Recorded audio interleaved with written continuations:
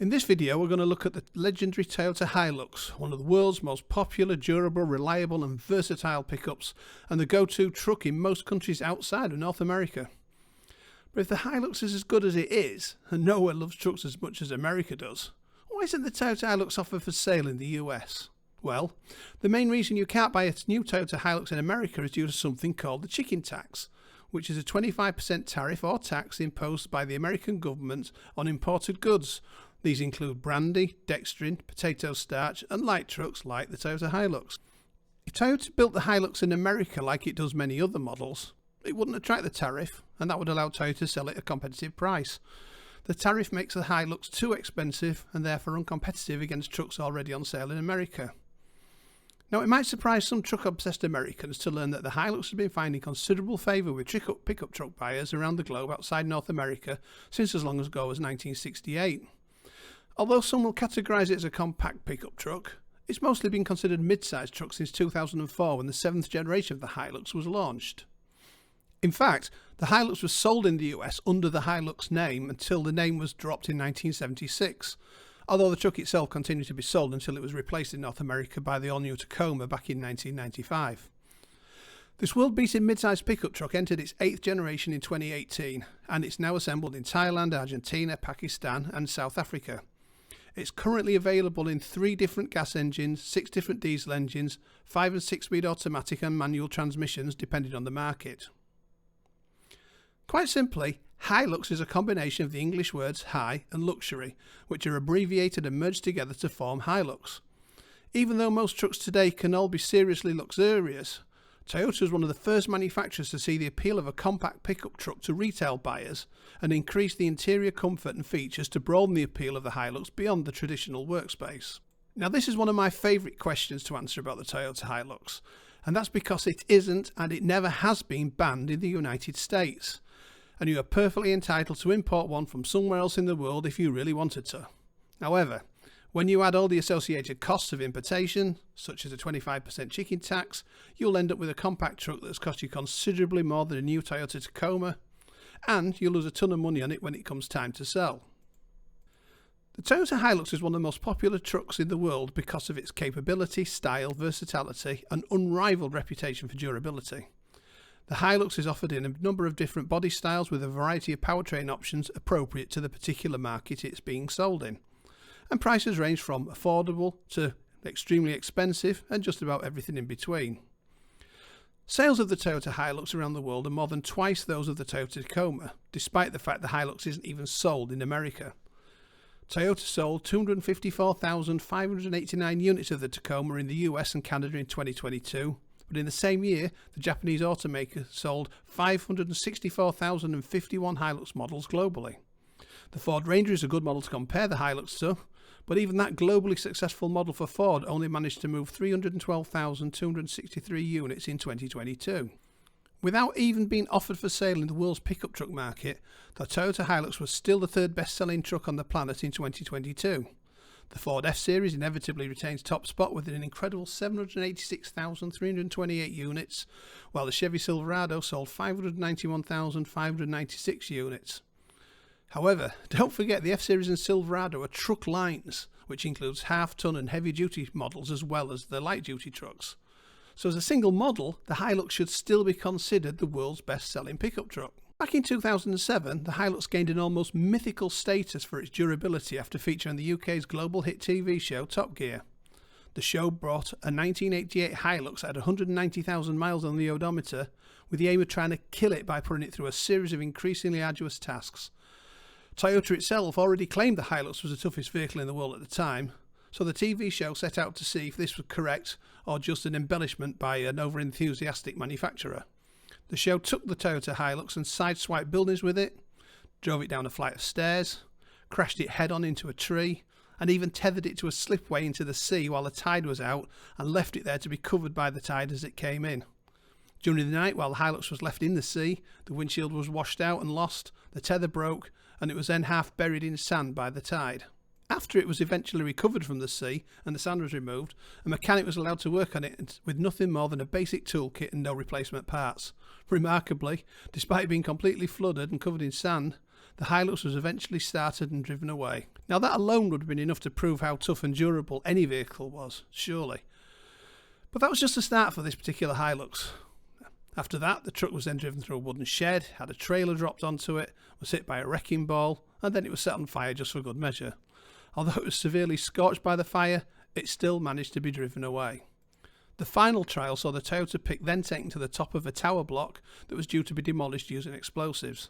The explosives were set off, the building collapsed on in itself, and the Hilux disappeared in a cloud of dust and rubble. Amazingly, the technician who revived it after it was drowned in the sea returned to the scene of the crime and then got it to start all over again. Not only that, but the mighty Hilux was still drivable. This stunt made the Toyota Hilux legendary, and it certainly didn't do future sales of this amazing truck any harm at all. We know the Tacoma and Tundra are incredibly reliable and durable trucks that hold their value incredibly well, but the Hilux is regarded as an entirely different level of truck after its Top Gear performance. The Hilux is affected by the so-called chicken tax for one reason and one reason only, and that's because it is a light truck built outside America. The tax wasn't specially created to stop the Hilux in particular being sold in America, but it's one of the more notable products to fall foul of the law. It was back in 1963 that the tax was introduced by President Lyndon Johnson, and it was introduced in response to a similar tariff imposed by France and West Germany on chicken meat imported from the United States. The tax was designed to protect American producers and manufacturers from what was seen as unfair foreign competition, and tensions of the Cold War era thwarted diplomatic attempts to avoid the chicken tax being imposed. Perhaps a little surprisingly, the tariffs applied under the chicken tax to brandy, dextrin and potato starch were lifted a long time ago, but the tariff on foreign trucks and cargo vans has remained in place to protect American automakers from foreign rivals. However, big businesses and capitalism often find ways around things when there's profit to be had, and a number of loopholes in the tariff regime had been exploited over the years. Ironically, even though Chevy and Ford were two of the American automakers the chicken tax was intended to help, they both came up with what was called the chassis cab loophole. The loophole allowed foreign-made trucks that had passenger compartments, but not a cargo bed or box, to be imported and sold in the US with just a 4% tariff instead of the 25%. This allowed a cargo box or bed to be installed once the vehicle was in the US, so it could then be sold on as a light truck. This particular loophole was closed by Jimmy Carter in 1980. Even today, however, Transit Connect vans built by Ford in Turkey are imported into the US fully configured with rear seats, so they are classified as passenger vehicles. This means they are not subject to the chicken tax of 25%, but once they've had their rear seats and other parts stripped at Ford's plant in Baltimore, they can then be shipped out to Ford dealers around the country to be sold as cargo vans. At first glance, you could wonder if the current Toyota Hilux is just a Toyota Tacoma, sold in the US under a different name. After all, they're both trucks in the same class and they're built on similar platforms. However, there are a number of significant differences that make the Hilux right for international markets, but not right for America. For a start, the Tacoma is wider than the Hilux, which is fine on American roads, but it's certainly not conducive to the narrower winding roads found elsewhere in the world.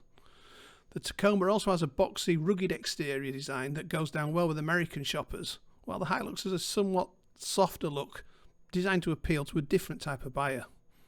Both trucks have nice interiors, but despite the fact the Hilux interior used to be pretty rugged in days gone by, the later models are much nicer than they used to be, and they're probably not as rugged as the Toyota tends to be.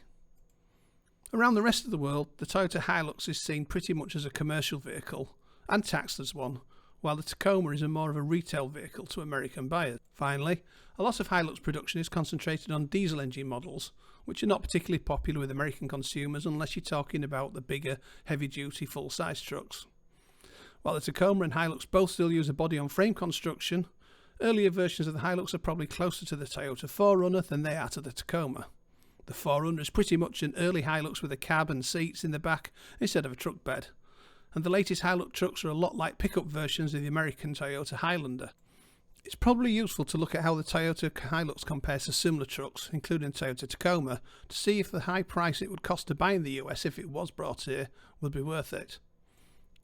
We're going to have to estimate what the Hilux would cost if it was sold in the US, and I'd say it would start probably around the $33,000 mark. That's more than the cheapest 2023 Toyota Tacoma at $27,750 and the Chevy Colorado at $29,200. But to be fair, the cheapest Hilux would probably have a better spec than either of those. However, for around $4,000 more than the estimated cost of the Hilux, you could get a full-size Tundra with an extra 200 horsepower and all the other benefits that come with a full-size bigger truck. When you then consider you can buy a 2023 Ford Ranger from as little as $27,400 or a Ford Maverick from as little as $22,595 if you can get your hands on one, it becomes evidently clear why Toyota doesn't bother with the Hilux in the US. There have been constant rumours, guesses and misinformation about the prospect of the Toyota Hilux finally being assembled and sold in the US. So where are we right now? The Hilux is, as we've said, one of the most popular trucks of its kind in the entire world, and hundreds of thousands of them are sold every year. Just not in America. But now that Ford delivered something extremely close to the global Ranger pickup in its US market, it's hardly surprising that rumours of the US Toyota Hilux persist. Some predicted that the Hilux would arrive in 2017 as a 2017 model, and it didn't happen. And then it was supposed to arrive in 2018 as a 2018 model year. None of that happened either, and rumours and whispers moved on to 2021, 2022, etc. Reality now appears to be kicking in, and few people believe the Hilux has any future as an American model at all. I certainly can't see Toyota bringing the Hilux to the US as things stand. Don't forget, Ford didn't have a midsize or a compact pickup truck over in America when it relaunched the Ranger in a similar form to what it was being sold around the rest of the world at that time. But Toyota already has the extremely successful and highly regarded Tacoma in the US. Rumours do persist that the Tacoma and the Hilux are going to come closer together as time goes by, sharing more and more components and design elements, but for now, they're still pretty different from each other. Of course, like any vehicle not officially offered for sale through the dealer network in the US, you can probably go online and buy an imported Hilux if you're that way inclined.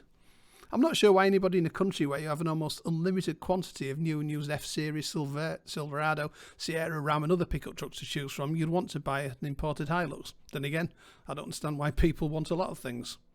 Let me be very clear here. The reverence and love people have for the Hilux in markets where it's been sold doesn't extend to every generation. You'll struggle to find a lot of love for its first 4 generations, and it's a similar story with the 7th generation onward. Now don't get me wrong, the 7th and 8th generation Hilux models are very good trucks, and they're not that different anymore from Toyota, Ford, Isuzu, Mitsubishi and Nissan rivals. If you want to buy a good truck, then you could buy an imported 7th or 8th generation Hilux, but you'd still probably be better off with a cheaper, more current Tacoma instead. However, if you want a truck that's a little different, a little older, and you buy into the whole indestructible Toyota Hilux narrative, it has to be a 5th or 6th generation model. I myself once bought a pretty expensive boat, and I needed a pickup truck for fetching and carrying boat gear, diving gear and that sort of stuff. At the time I had a new Audi A4 and that just wasn't going to cut it. The Audi was on finance, so there's no equity in it, so my budget would only run to a pretty cheap used truck. I went out and I found a 5th generation Hilux in pretty good condition for about $1,900, and to be fair, it was absolutely awesome. Okay, the radio was pretty crappy and the steering was a little vague, but it looked as cool as hell and it never let me down. I wish I still got that truck today, and I bet it's still on the road even though it was more than 20 years ago now. But if you're in the US looking at importing used Hilux from Japan, for example, even something like a 1994 double cab is going to cost you somewhere north of $10,000, and that's before the additional costs of importing it. So forget about the Hilux if you live in North America, and console yourself with the knowledge that you have a better choice of new and used trucks available to you than any other nation on earth. And if you want to get a new truck or any new vehicle for the best price possible in your area, follow the link below in the description to get a free, no obligation quote from dealers in your area sent straight to your inbox. And also, if you found this video useful, smash the like button for us, subscribe to the channel, and how about leaving a comment about any automotive subjects you'd like to see covered in future videos.